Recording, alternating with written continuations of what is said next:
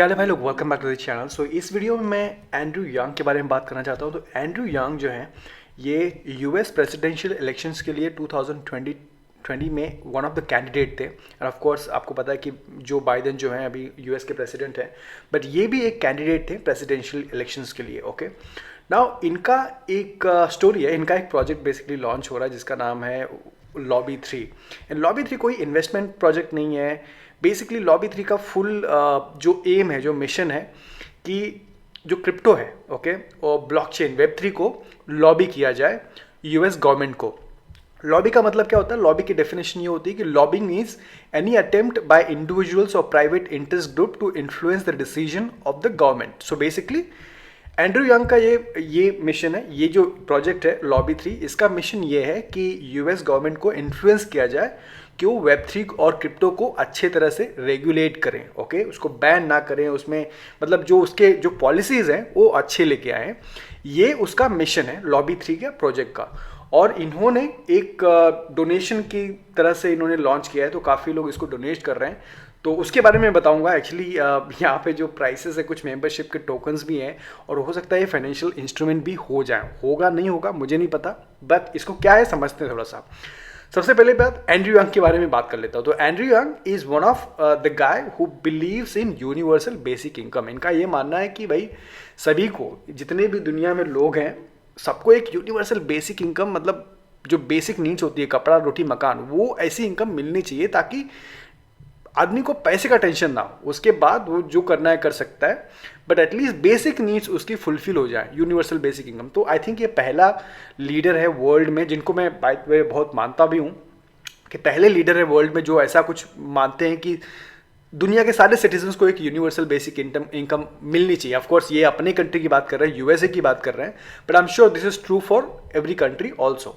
ये number 1 thing. दूसरी चीज़ ये है कि इनका टेक में बड़ा विश्वास है। तो इनका जो बेसिकली आई थिंक ये टेक एंटरप्रेन्योर है, और इनका मानना है कि जो टेक्नोलॉजी है वो ह्यूमैनिटी को चेंज कर देगी, कैसे the way we will live, right. और ये बहुत सपोर्टर्स हैं टेक्नोलॉजी के, और ये टेक्नोलॉजी को समझते भी हैं क्योंकि ये टेक एंटरप्रेन्योर हैं। तो उन्होंने देखो बीच में बात किया था कि Andrew Yang's brought AI, artificial intelligence, into American politics and it is not going away. So basically he is bullish on technology, और इसीलिए ऑफकोर्स क्रिप्टो एक टेक्नोलॉजी है और क्रिप्टो पे भी ये काफ़ी बुलिश हैं। रिसेंटली एक ईथ डेनवर एक सिटी है आई गेस यूएसए में, वहाँ पे एक कॉन्फ्रेंस हुआ था, ईथ का हैकाथॉन जैसा हुआ था इथेरियम का, February 11 टू मतलब लास्ट मंथ की बात है, ये 10 दिन का था। वहाँ पे ये बिना बुलाए पहुँच गए थे। ओके, बिना बुलाए, सरप्राइज गेस्ट, आप देख सकते हो, बिना, इनको कोई इनविटेशन नहीं था, किसी ने बुलाया नहीं था इथेरियम में, वहाँ पे पहुँच गए थे और इन्होंने अपना लेक्चर भी दिया। मैं आपको छोटा सा एक सुनाता हूँ।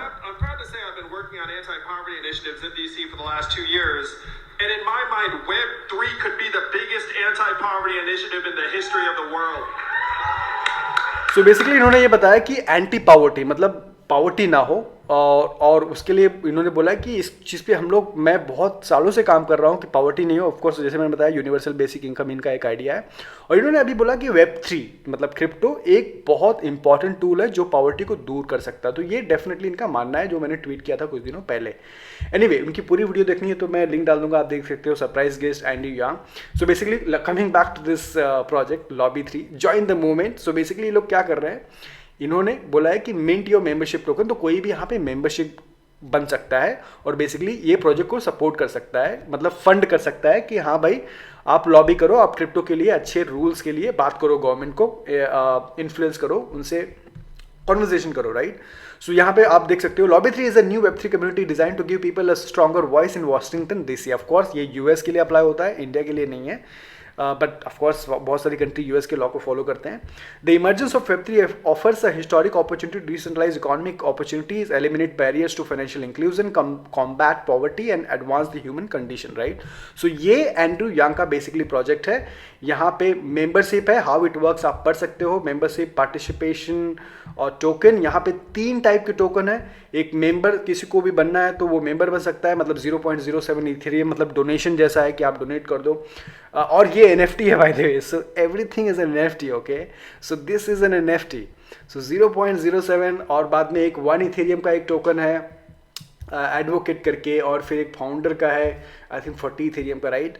सो मेरा मानना ये कि any instrument, any asset on Ethereum blockchain, और बाय द वे ये सब इथेरियम पे है, वो फाइनेंशियल एसेट बन सकता है। तो लेट्स से अगर किसी ने 0.07 का NFT मिंट किया तो एक्चुअली वो फाइनेंशियल एसेट है। मे बी वो NFT की प्राइस भी कल को बढ़ जाए, और मे बी वो NFT के साथ कुछ हो भी ना।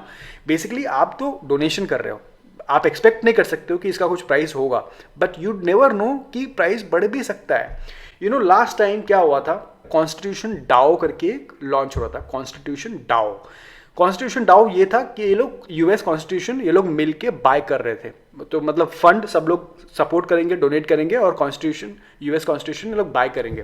ये लोग बाय तो नहीं कर पाए, लेकिन जिन्होंने डोनेट किया था उसको पीपल टोकन मिला, और पीपल टोकन का प्राइस का परफॉर्मेंस मालूम है आपको? देखो मैंने भी इसको बाय किया था और मुझे भी थोड़ा सा यहाँ पे प्रॉफिट मिला।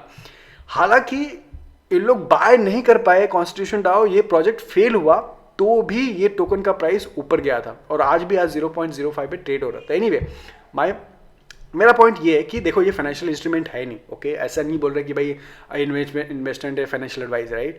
बट मुझे लगता है कि कोई भी अगर ये कॉज को सपोर्ट कर रहा है, क्योंकि at the end of the day ये आप कॉज को सपोर्ट कर रहे हो, तो मे बी ये फाइनेंशियल इंस्ट्रूमेंट भी बन जाए फ्यूचर में। Again no expectation at all, and you know purely मैं क्यों कर रहा हूँ, बिकॉज मुझे लगता है कि ये बंदा सही है, इसके जो इंटेंशंस है एकदम सही है। ये बंदा मतलब एटलीस्ट टेक्नोलॉजी के बारे में बात कर रहा है, भले दूसरे कंट्री में, बट एटलीस्ट दूसरों कंट्रीज के लिए भी एग्जाम्पल सेटअप कर रहा है।